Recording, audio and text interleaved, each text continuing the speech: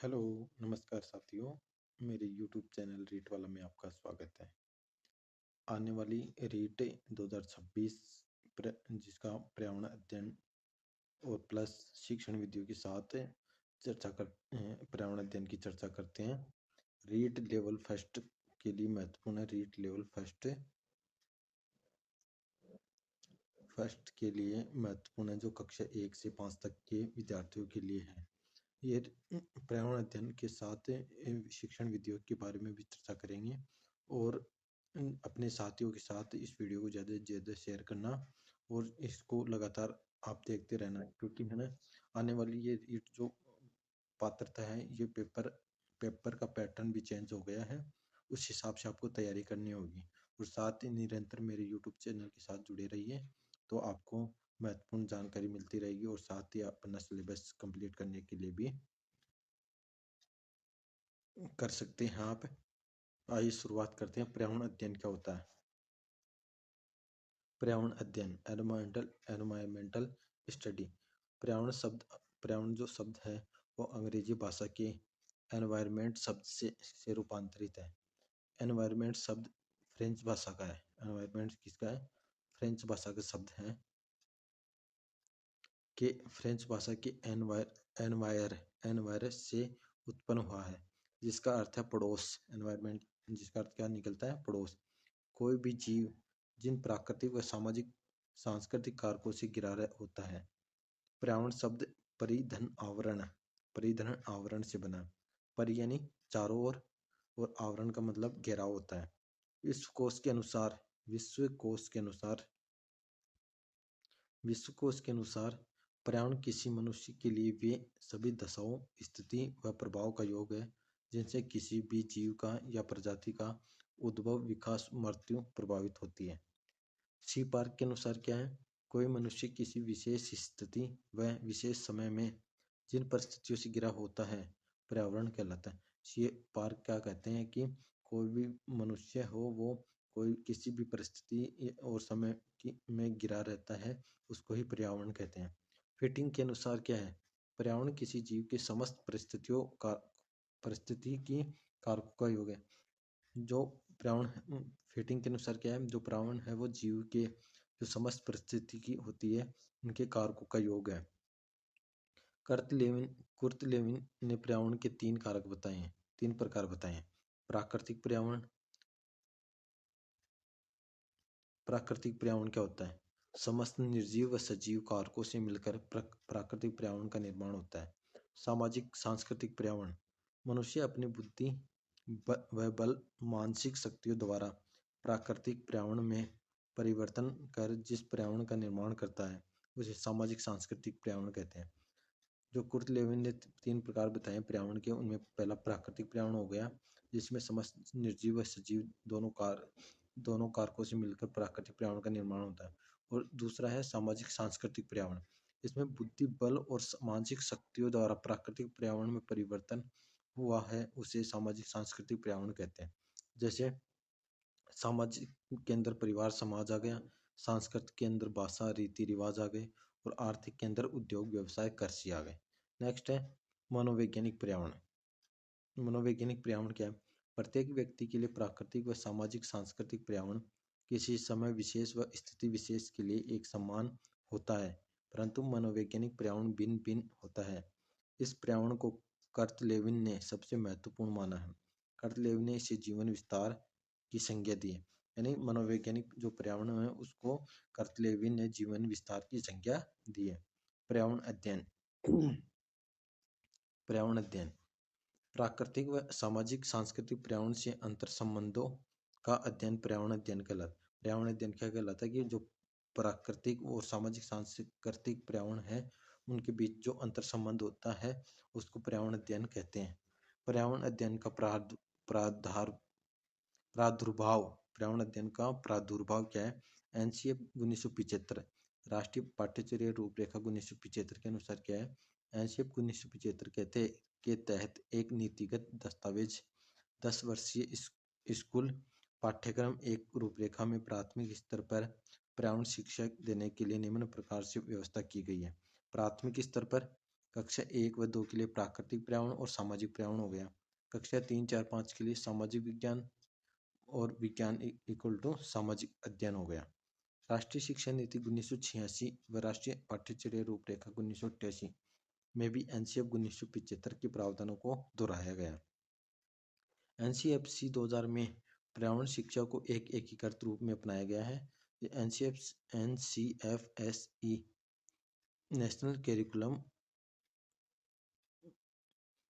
2000 के अंदर क्या है, कक्षा 1 व 2 पर्यावरण है और कक्षा 3, 4, 5 सामाजिक अध्ययन के लिए है। इसके बाद एनसीएफ 2005 आया। एनसीएफ 2005 के अनुसार क्या है, कक्षा 1 व 2 के लिए प्राकृतिक व सामाजिक पर्यावरण भाषा व गणित के साथ पढ़ाया जाएगा। अलग से पाठ्य पुस्तक की अनुशंसा नहीं की जाएगी। जो एनसीएफ 2005 आया उसमें कहा गया कि जो कक्षा 1 व 2 के अंदर प्राकृतिक सामाजिक पर्यावरण की भाषा व गणित के साथ ही पढ़ाया जाएगा, इसके लिए अन्य पाठ्य पुस्तक की व्यवस्था नहीं की गई है। और कक्षा 3, 4, 5 के लिए एकीकृत रूप से सामाजिक अध्ययन करवाया जाएगा। एनसीएफ 2005 में पर्यावरण अध्ययन के लिए 6 विषय चुने गए जिन्हें थीम कहा गया। इस थीम पर ही आधारित पाठ्यक्रम लागू किया जाएगा। 6 विषय कौन कौन से हैं? पहला है हम जो बनाते तथा करते हैं। दूसरा परिवार व मित्र। तीसरा है भोजन। चौथा है आश्रय आवास। पांचवा है पानी और छठा है यात्रा।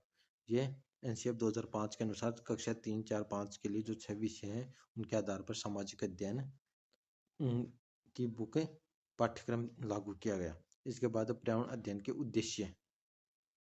पर्यावरण अध्ययन के उद्देश्य फर्स्ट इसमें बालक को विभिन्न पर्यावरणीय घटकों के मध्य के अंतर संबंधों व अंतःक्रियाओं के बारे में अध्ययन करवाएं। यानी जो पर्यावरण अध्ययन के उद्देश्य के अंदर फर्स्ट क्या है, जो बालक के अंदर पर्यावरणीय घटकों के मध्य अंतर संबंध होते हैं, अंतर संबंध व अंतःक्रिया होते हैं, उनके बारे में अध्ययन करवाना होता है।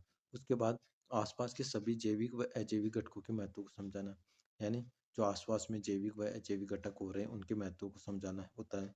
फिर है थर्ड, प्राकृतिक घटनाओं जैसे बाढ़, भूकंप, ज्वालामुखी, सुनामी, सूखा आदि के कारण व परिणामों से बालकों को अवगत कराने, यानी कहाँ जैसे बाढ़ आती है, भूकंप आते हैं, ज्वालामुखी आती है, इनके बारे में बालकों को अवगत कराना होता है।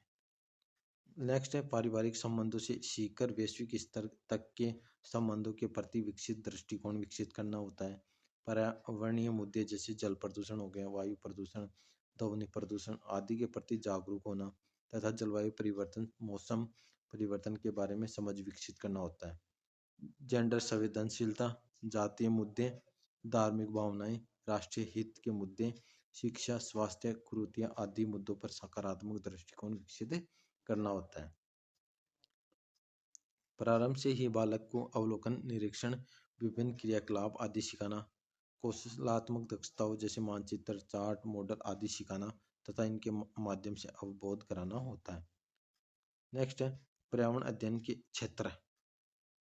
पर्यावरण अध्ययन के क्षेत्र पृथ्वी की सतह। फर्स्ट है पृथ्वी की सतह, भूगर्भ, अंतरिक्ष से संबंधित घटनाओं का अध्ययन करवाना। नेक्स्ट है परिवार, समाज, देश, विश्व के सामाजिक व आर्थिक संबंध के बारे में बताना। नेक्स्ट है प्राकृतिक संसाधनों का प्रबंधन व उचित दोहन के बारे में बताना। नेक्स्ट है प्राकृतिक घटनाओं के बारे में जानना। इसके बाद है राष्ट्र कर्तव्य, अधिकार, मानवीय मूल्य आदि नैतिक व सामाजिक मुद्दों के बारे में पता होना चाहिए। इसके बाद पर्यावरण अध्ययन के क्षेत्र के 3 नियम होते हैं। पर्यावरण से सीखना, पर्यावरण के माध्यम से सीखना और पर्यावरण के लिए सीखना। नेक्स्ट है पर्यावरण अध्ययन शिक्षण के अधिगम सिद्धांत, यानी पर्यावरण अध्ययन शिक्षण के सिद्धांत। उद्देश्य पूर्णता का सिद्धांत, क्रियाशीलता का सिद्धांत, एक्टिविटी बेस्ड लर्निंग, उपयोगिता का सिद्धांत हो गया, अभ्यास व पुनरावृत्ति का सिद्धांत हो गया, रोचकता का सिद्धांत हो गया, तत्परता का सिद्धांत, प्रभाव का सिद्धांत, वास्तविकता का सिद्धांत, जीवन संबंधता का सिद्धांत हो गया, नियोजन का सिद्धांत, चयन का सिद्धांत। रायबर्न के अनुसार एक अच्छे शिक्षक होने का पता इस बात से चलता है कि वह विषय वस्तु का चयन किस प्रकार से करता है। अभिप्रेरणा का सिद्धांत केली के अनुसार शिक्षण अधिगम प्रक्रिया में अभिप्रेरणा स्वतः ही निहित होती है। नेक्स्ट पॉइंट है पर्यावरण अध्ययन शिक्षण के उपागम क्या क्या होते हैं। उपागम का अर्थ है तरीका या दृष्टिकोण जिसके माध्यम से शिक्षण कार्य करवाया जाएगा। सहसंबंध उपागम, यदि विषय वस्तु को स्पष्ट रूप से समझाने के लिए अन्य विषयों के साथ संबंध स्थापित किया जाता है। नेक्स्ट है एकीकृत उपागम, यदि दो या दो से अधिक विषयों को एक साथ एक ही विषय के रूप में पढ़ाया जाए। इकाई उपागम प्रतिपादक मोरिसन, विषय वस्तु को प्रकृति के आधार पर अलग अलग इकाइयों में विभाजित कर शिक्षण कार्य करवाया जाता है। चक्रीय उपागम, विषय वस्तु की इकाई आपस में चक्रीय रूप से जुड़ी होती है।